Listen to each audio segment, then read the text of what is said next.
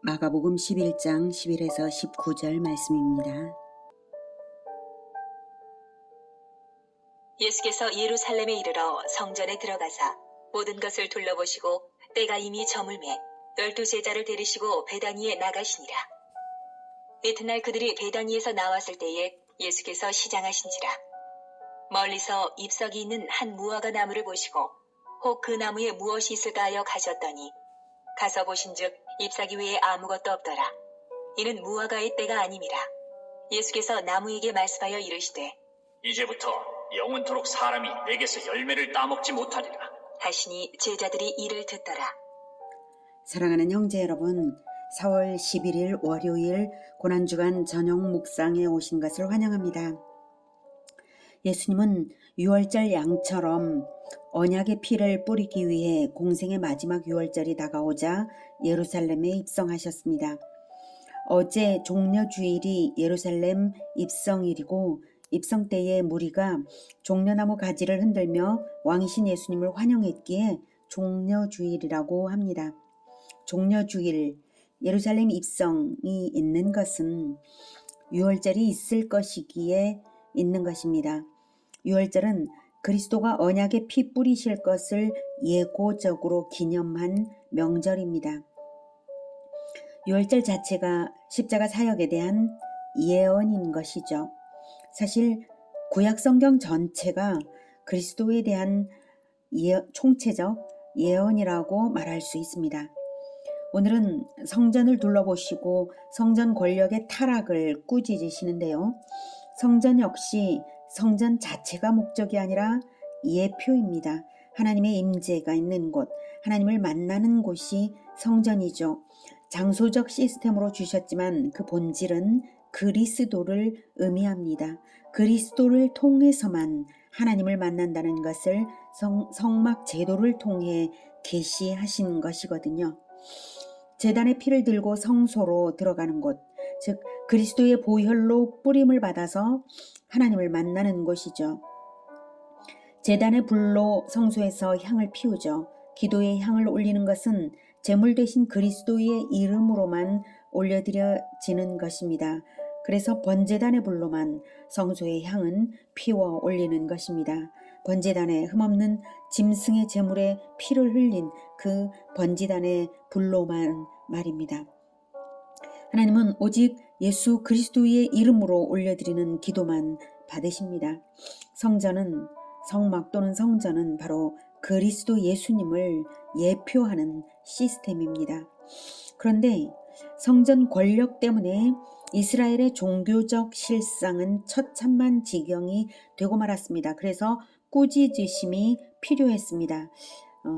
어제와 오늘의 예수님 행적, 즉 일요일과 월요일의 예수님 행적을 요약해 보면 일요일은 어제 나귀 새끼를 타셔서 예루살렘으로 입성을 하셨죠. 그리고 성전을 둘러보시고 베다니로 나가셨습니다. 그리고 월요일인 오늘 성전에 가시기 전에 무화과 저주를 하시고 그 다음 성전 권력의 타락을 꾸짖으셨습니다. 오늘 성전 권력을 꾸짖으시기 위해 어제 미리 성전을 둘러보신 것이고요. 그것이 바로 11절, 오늘 본문의 11절입니다.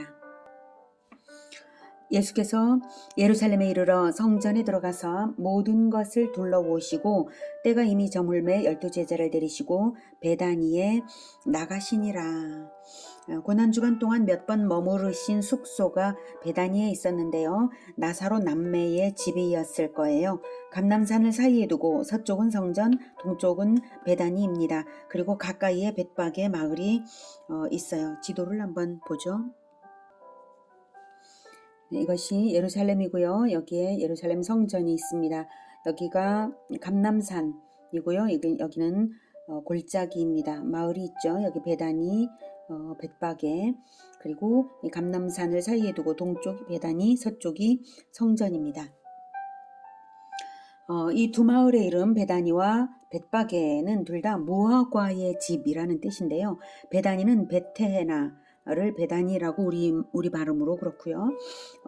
테헤나의 집이고 벳파게는 벳파게 즉 파게의 집입니다. 그런데 이 파게와 테헤나는 동일한 나무에서 4월에 열리는 파게, 6월에 열리는 테헤나가 있는 것입니다.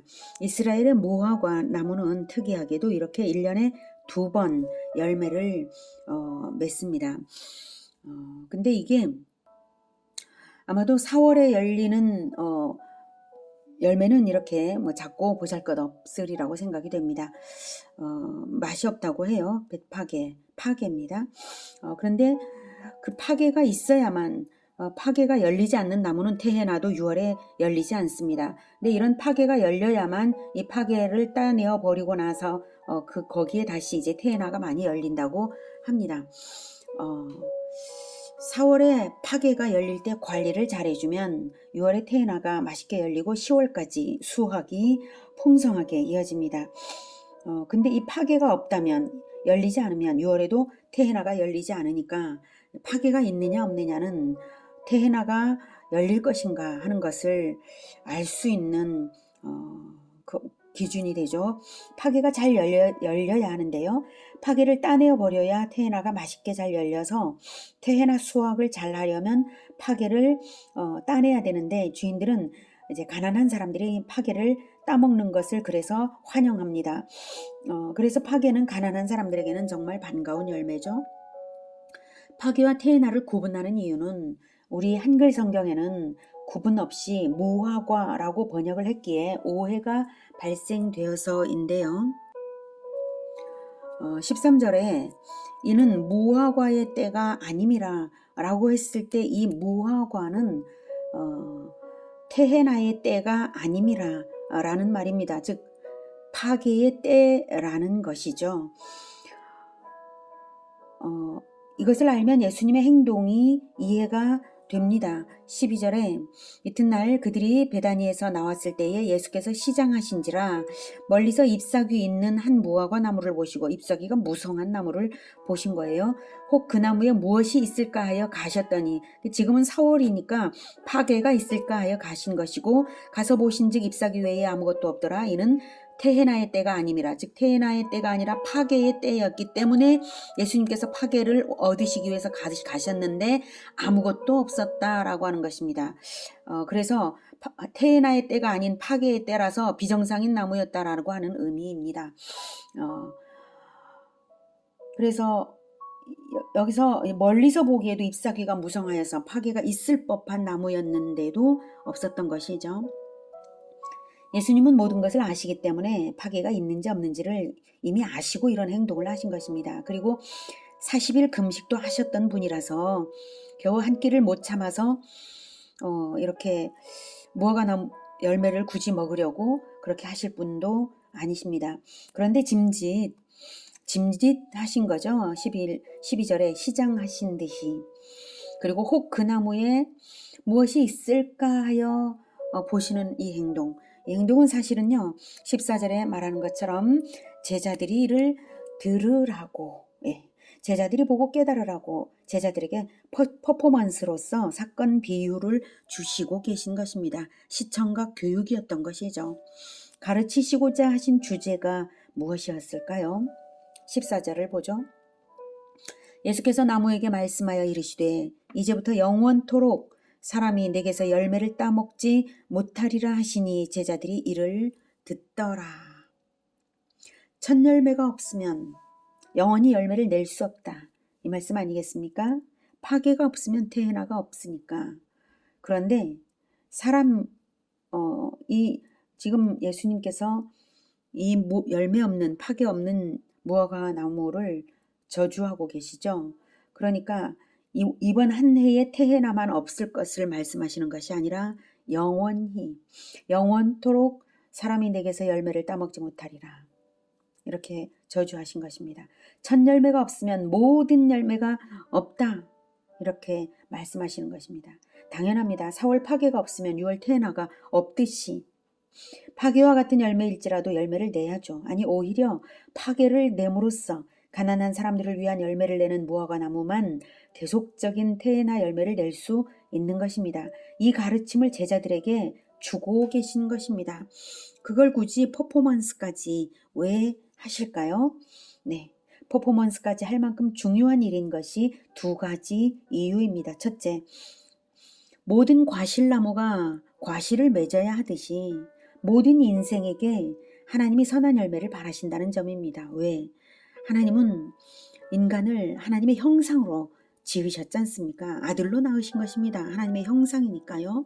그러니까 하나님의 형상으로 지음받은 인간이라면 하나님의 형상을 낳아야죠. 예수님의 말씀을 들어서 영혼이 새로 태어났지 않습니까? 하나님 형상으로. 그러면 예수님 말씀으로 다시 하나님 형상을 다시 낳아야죠. 네. 예수님 말씀을 전해서 하나님의 형상을 낳고 또 낳아야죠. 열매를 바라신다는 점입니다. 둘째는 열매 없음으로 저주받은 무화과 나무는 선한 열매가 하나도 없는 타락한 성전 권력을 의미하는 것입니다. 이어서 15절부터 있을 성전 권력을 꾸짖으신 일과 의미가 같습니다.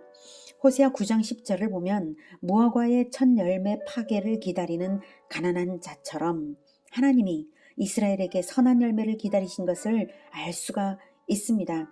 호세아 9장 10절. 옛적에 내가 이스라엘을 만나기를 광야에서 포도를 만남같이 하였으며 너희 조상들을 보기를 무화과 나무에서 처음 맺은 첫 열매를 봄같이 하였거늘 그들이 바알볼에 가서 부끄러운 우상에게 몸을 들이므로 저희가 사랑하는 우상같이 가증하여졌도다. 네. 유대 성전 권력은 겉으로는 멀쩡해 보여도 내면적으로는 우상 숭배를 하고 있었던 것입니다. 겉으로는 종교 행위가 무성하여서 종교 행위가 아주 무성하고 성전도 너무나 컸죠. 웅장했죠. 멀리서도 눈에 띄는 무화과 나무처럼 사람을 이끌지만 실상은 탐욕과 권모술수로 가득했거든요. 그래서 성전은 영원히 저주받은 무화과 나무처럼 될 것입니다. 성전이 파괴될 것이고 예루살렘은 함락될 것입니다. 그 예언은 화요일에 하실 것입니다. 오늘과 내일 성전 권력과의 일대 결전이 있고 난 후에 최종 판결을 내일 내리실 것입니다. 설령 성전과 결부시키지 않을지라도 무화과 저주는 일반적인 진리를 깨닫게 하시는 사건 비유입니다. 첫 열매가 없으면 모든 열매가 없다. 이 교훈을 기억하시고 반드시 첫 열매를 내시기를 축복합니다. 첫 열매가 무엇이냐고요? 사람의 열매는 사람이죠. 복음으로 낳고 제자화하여서 나를 통해서 예수님을 닮아가는 열매를 낳으십시오. 단 한 명의 첫 열매가 있어야 그 다음 열매들이 쑥쑥 열리고 자랄 것입니다. 첫 열매 없이는 모든 열매가 없고 첫 열매가 있으면 그 다음 열매들이 있습니다. 첫 열매, 그것이 중요합니다. 그런데 유대 성전 권력은 하나님이 기다리시는 열매가 없을 뿐만 아니라 강도의 소굴이었습니다. 그들이 예루살렘에 들어가니라. 예수께서 성전에 들어가사 성전 안에서 매매하는 자들을 내쫓으시며 돈 바꾸는 자들의 상과 비둘기 파는 자들의 의자를 둘러엎으시며 아무나 물건을 가지고 성전 안으로 지나다님을 허락하지 아니하시고 이에 가르쳐 이르시되 기록된 바 내 집은 만민이 기도하는 집이라 칭함을 받으리라고 하지 아니하였느냐. 너희는 강도의 소굴을 만들었도다 하심에 성전은 하나님의 집이고 하나님께 예배하는 곳이지 장사하는 곳이 아닙니다. 당시 성전의 뜰은 구역마다 용도가 있었는데요. 이방인의 뜰도 있어서 이방인에게도 구원의 기회가 열려 있도록 된 곳입니다. 그런데 장사치들이 많이 들어와서 성전 뜰에서 장사를 하고 있었고 특히 이방인의 뜰이 시장터가 되어버려서 더 이상 기도처가 될 수 없었습니다. 그래서 만민이 기도하는 집, 만민이 이방인까지 포함하는 만민이 기도하는 집이 될 수 없었습니다. 제사에 필요한 재물을 사거나 성전세를 내기 위한 특정 화폐를 얻으려면 장사치도 필요하고 환전상도 필요하겠죠. 바로 그걸 기회 삼아서 성전세를 내는 화폐를 따로 지정해서 환전상에게 특혜를 주고 또 헌제자의 재물을 검사해서 적합 부적합 판정을 내리는 것으로서 성전 장사치들의 이득을 챙겨주고요. 그것도 악하지만 성전 울타리 안에서까지 장사를 할 수 있게 하는 것은 성전 권력을 쥔 대제사장들이 자리를 내주기 때문에 가능한 것입니다. 말하자면 상권을 조성해서 팔아먹고 있는 것이죠. 성전을 시장터로 팔아먹는 행위를 대제사장들이 저지르고 있는 것입니다. 그래서 예수님께서 너희는 강도의 소굴을 만들었도다 라고 노를 바라신 것이 결코 지나친 것이 아닙니다. 성전 권력의 타락은 이스라엘 유대교 전체를 타락시키는 것이나 마찬가지인데 강도가 아니고 무엇이겠나요? 그 모든 죄악상 때문에 성전 권력자들은 예수님을 죽이려고 하는 것입니다. 18절. 대제사장들과 서기관들이 듣고 예수를 어떻게 죽일까 하고 꾀하니 이는 무리가 다 그의 교훈을 놀랍게 여김으로 그를 두려워함일러라. 그리고 날이 저물매 그들이 성 밖으로 나가더라. 예수님을 죽이려는 계획은 이미 1년 전부터 이미 있었던 일이었습니다. 그들은 그리스도를 죽임으로써 자기들의 죄를 더욱 확증한 것입니다. 그러니 이제 더 이상 성전은 필요 없는 것이 되었습니다. 열매는 없고 겉모습만 무성한 무화과 나무에게 이제부터 영원토록 14절에서 말했죠. 이제부터 영원토록 사람이 내게서 열매를 따먹지 못하리라 하신 것은 예루살렘 성전의 파괴를 염두에 두신 예언적 상징입니다. 무화과 나무는 다음날 아침 뿌리째 말라 있었습니다. 그 무화과 나무처럼 예루살렘 성전은 주후 70년에 완전히 파괴되어서 돌 위에 돌 하나도 남지 않으리라고 예수님이 예언하신 대로 되었습니다. 자연히 유대교의 성전 제의도 완전히 말살되었습니다. 껍데기만 거창한 유대교를 통해서는 하나님을 아는 구원이 더 이상 없는 것입니다. 오직 그리스도를 통해서만 하나님을 알게 되는 것입니다. 우리의 신앙과 생활을 다시 돌아봅시다. 종교 행위만으로 만족하고 있지는 않은지요? 나를 통해 예수님을 닮아가는 제자들이 있는지요? 전도에 열매가 없다면 나는 아직 열매 없는 무화과 나무가 아닌가 자기 점검이 필요합니다. 아직 열매 맺을 만큼 자라기 전이라면 열매 맺기 위해 자라나시기를 축복합니다. 잎사귀만 무성하기 위해 사람들에게 보이는 점에 초점을 두지 않고 잎사귀만 무성하기 위해 자랄 것이 아니라 열매 맺기 위해 자라나야 합니다. 하나님이 진리의 말씀으로 나를 낳으셨다면 자녀인 나도 진리의 말씀으로 누군가를 낳아야 합니다. 열매를 내야 합니다. 단 하나의 열매, 첫 열매가 있다면 그 다음 열매들도 이어집니다. 그 하나의 열매, 파괴와 같은 그 열매를 맺기 위하여 무화과 나무는 1년 동안 양분을 끌어올리고 광합성을 하는 것입니다. 열매 맺는 무화과 나무처럼 우리의 하루하루가 영원한 천국에 남도록 수고가 축적되어야 합니다. 그리고 마침내 전도의 열매가 번성해 나가야 합니다. 예수님은 3년 공생의 동안에 수없이 많은 사람들에게 복음을 전하셔서 12사도를 얻으셨습니다. 12사도는 12교회이고 12지파입니다. 예수님이 떠나신 다음에야 비로소 교회가 본격 시작되었지만 예수님은 그 모든 것을 준비하셨죠. 태해나의 때를 위해 파괴의 열매를 얻으시려고 3년 동안 수고하셔서 12사도를 파괴를 얻으셨습니다. 수만 명, 어쩌면 수십만 명을 대상으로 수고하시고 또 수고하시면서 12사도를 파괴처럼 귀히 얻으셨습니다. 3년의 수고로 12사도가 교회의 첫 열매가 되는 것처럼 우리가 예수님을 본받아야 하지 않겠습니까? 이런 목표를 설정하는 것은 어떻겠습니까?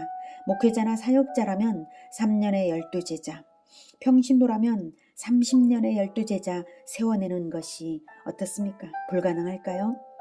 3명의 자녀가 있다면 손자들까지 4인씩 3가정을 이룬 일가를 30년 동안에 하나의 예배 공동체, 선교 공동체로 세워내는 것 어떻습니까? 12제자 아닙니까? 모든 기독교인들이 예수님을 본받아서 이루어갈 비전 샘플이 그 정도는 되어야 할 것입니다.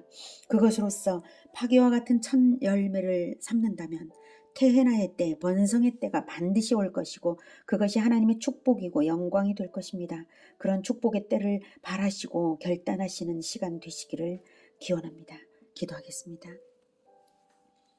은혜가 충만하신 아버지, 우리를 하나님의 형상으로 재창조하시려고 하나님의 독생자 하나님의 형상이신 독생자를 보내어 주셔서 우리를 낳아 주셨으니 우리가 파괴처럼 헌신하여서 다시 태어나의 때를 이끌어낼 수 있게 주님 도와주시옵소서. 우리가 파괴와 같은 첫 열매들을 얻기 위하여 겸손한 마음으로 어린 자녀들을 말씀으로 가르치고 어린이들을 복음을 전해주고 그리고 가난한 이웃들에게 복음을 전하는 우리 모두가 되게 주님 도와주시옵소서.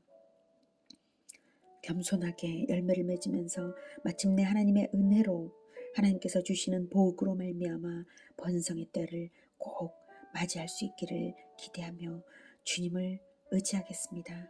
예수님의 이름으로 기도드립니다. 아멘. 이어지는 시간은 개인 기도 시간입니다.